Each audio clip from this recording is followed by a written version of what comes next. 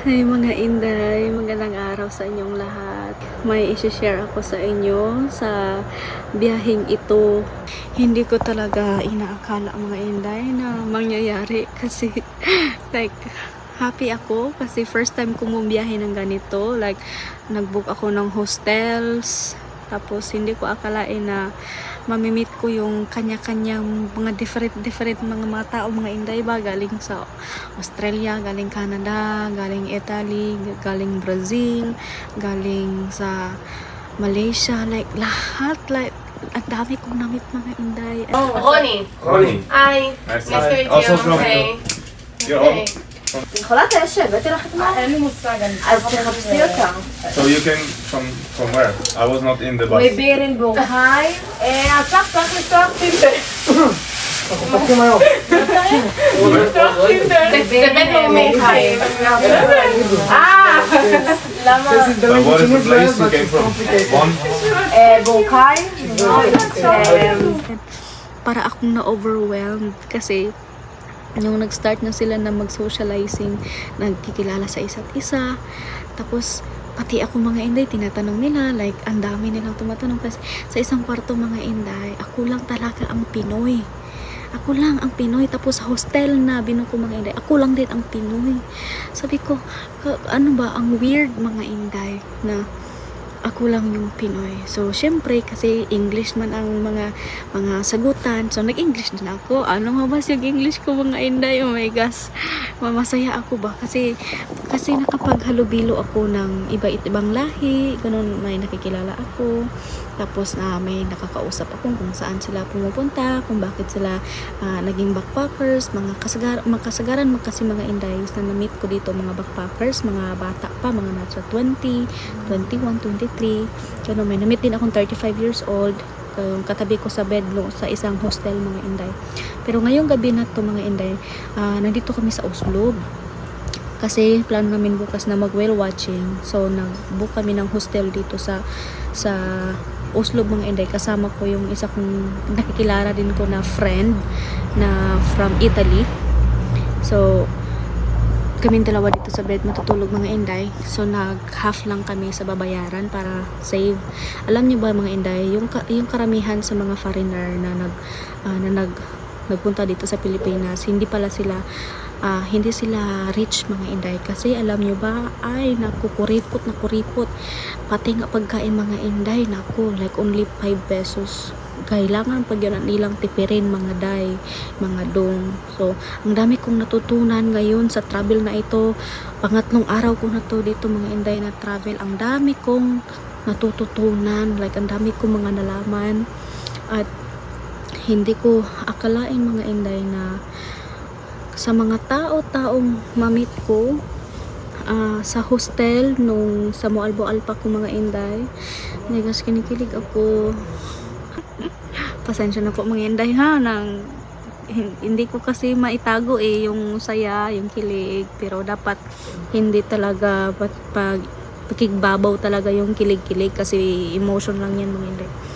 May na-meet akong dalawang lalaki din sa hostel, mga nasa 30s, and nandito sila sa Oslo kahapon. So kinuha nila yung Instagram ko, tapos nag-message kami mga Inday. And then pumunta na sila dito sa Oslo. Nag-message sa akin sa Instagram kung saan ba daw yung next destination ko. Sabi ko sa Oslo mag-whale watching, and sabi niya na naiwan daw niya yung short pants niya mga Inday sa bed niya. So pwede ba daw madala para magkita pa daw kami. So hindi ko akalain mga Inday na akala ko uuwi sila o papunta sila ng Siquijor ngayon kasi mag last day na daw sila sa Siquijor. Pero nag-extend sila ng other night mga Inday para lang daw makita niya ako. So dalawa sila, my best friend. So oh my gosh, like ang OA ko ngayon ba? Ang OA ko ngayon mga Inday, pero ay pasagdain ako, bahala na. Basta matagal ng panahon na hindi ko na ito na naranasan tong ganitong feeling. So dinala ko yung short pants niya mga Inday, pangligo niya ba. Tapos nag-dinner kami sa labas. Ito yung picture namin, papakita ko sa inyo. Ito. Ayan, nag-dinner kami sa labas. Like, normal lang na usapan mga Inday. Like, yung kahit ano-ano lang mga usapan. Naglakad kami kasi dito kasi wala pa kami nahanap na mga motor na pwede naming rentahan. So, nakita kami doon sa restaurant. Tapos namin kumain, mga 2 hours siguro kami doon talking. Hinatid nila kami dito sa aming hostel. Actually, hindi siya hostel mga Inday, tent siya. Pero okay na rin. May lampshade. Tapos electric fan lang din. Tapos maganda tong lampshade ng aking kasama kasi para siyang book mga Inday. Ayan. Para siyang book. Diba? First time ko nakakita ng ganitong lampshade. Tapos i-open mo siya mga Inday. Yan. Like, when you open, light pala siya mga Inday. And pwede mo siya na i-circle. So, naglakad kami papunta dito. Tapos yung isa niyang kasama mga Inday is nagustuhan din niya yung kasama kong babae, taga Italy. So, pagkatapos namin mag-usap-usap kaming apat dyan sa labas, pumunta sila doon sa ilalim, papunta ng beach kasi may hagdan doon mga Inday, ang taas ng hagdan.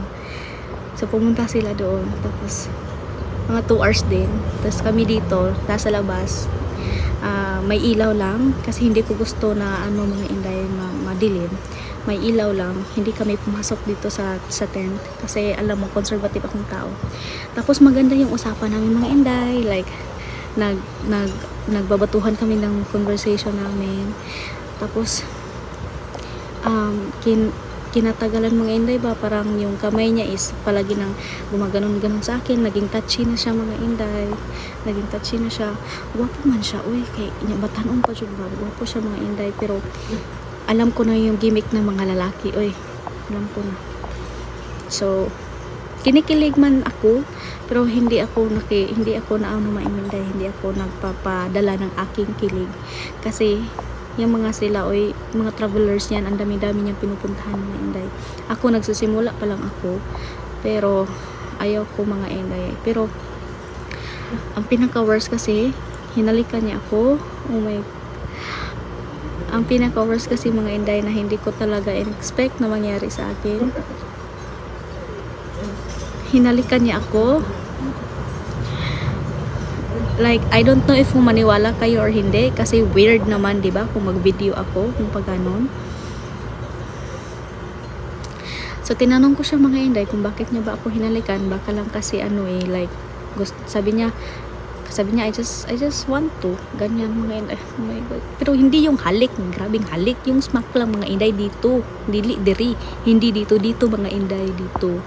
Ganyan. Sinabi ko sa kanya, nako, bakit mo ba ako hinalikan? Sabi niya, wala lang.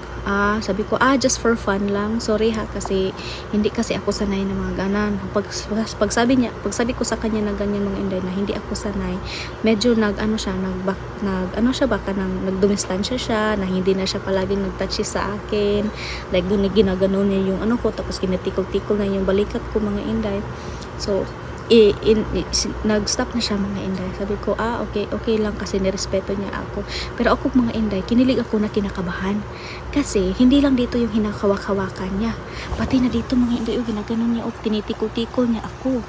Yan, tinitikol-tikol niya ako mga Inday.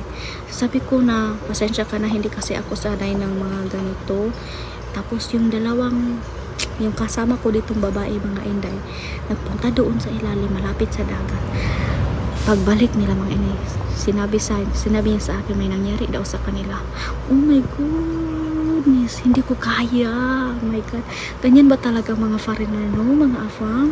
Sabi niya na kailangan mo daw masanay kasi kapag magta-travel ka, makakamit ka ng mga iba't ibang tao. Tapos normal lang daw mangyayari yun. Hala, sa akin hindi. Oh my God, ang dami kong natutunan sa lakad na ito mga Inday, na iba-ibang tao na meet ko, ang dami kong natutunan, pero hindi ko maisip kung makakaya ko ba, kasi alam ko yung moralidad ng tao mga Inday, yung moralidad natin. Sabi niya may nangyari daw sa kanila. Sabi ko, magjowa na ba kayo? Magkikita ba kayo? Sabi niya, hindi ko alam kasi iba-iba yung destinasyon namin. Anyway, buhay nila yan eh. Buhay nila yung mga inday. Pero sa akin talaga, para akong na-shock. Para akong, ay nako, para talaga akong kinikilig, kinakabahan, na hindi ko ma-explain masyado mga inday. Basta masaya, basta new challenge, new experience, ganun mga inday. Pero dito sa hostel na ito mga inday, na ano din ako, parang nagalit din ako, nalungkot ako mga inday, kasi foreigner yung kasama ko dito natutulog. So wala silang free na towel dito mga inday. So nag-CR ako kanina, yung kasama ko pumunta sa reception, nag-rent ng towel. Alam niyo ba kung anong sinabi ng front desk mga inday? Sinabi niya, be careful of your things ha, because you have a Filipino colleagues in your room, maybe he will get your things or money. Ay mga inday, Pilipino pa talaga ang nagduso sa akin ng ganyan daw ako, ganyan, careful ka daw. Ganun. So na-shock yung kaibigan ko mga inday, kasi naging close na din kami simula yung day na nag-travel ako. Kasi usually kasama kami mag-travel sa mga activities namin. So medyo na-touch yung ego ko mga inday ba, na ay naku, kapwa Pilipino pala talaga ang gaganon sa akin dito. So pero nagpasalamat din ako doon sa na-meet kong guy na kausap ko, kasi ano siya mga inday, na binibuild up niya yung emotions ko, na kasi naging emotional ako lately dahil doon sa babae na yun, na nalaman ko niya, sinabi pala niya ako na baka magnanakaw ako, ganun mga inday ba. So ewan ko sa kanila, pero sa akin wala akong ginagawa. So hindi na ako babalik dito mga inday. Andito ako ngayon sa stay and safe dito sa Oslob, pero hindi na tayo babalik dito mga inday, kasi yung staff nila dito hindi masyadong friendly. Like ayaw ko nang bumalik dito mga inday.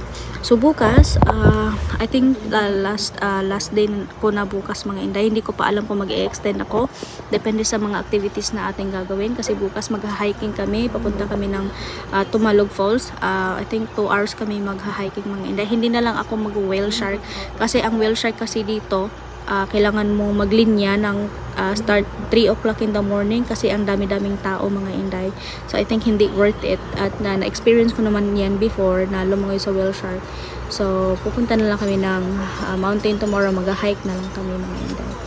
So time check mga inday, it's already 12 o'clock and hindi pa ako nakatulog, kasi nga doon sa pag-uusap namin na may nangyayaring hindi ko inaasahan.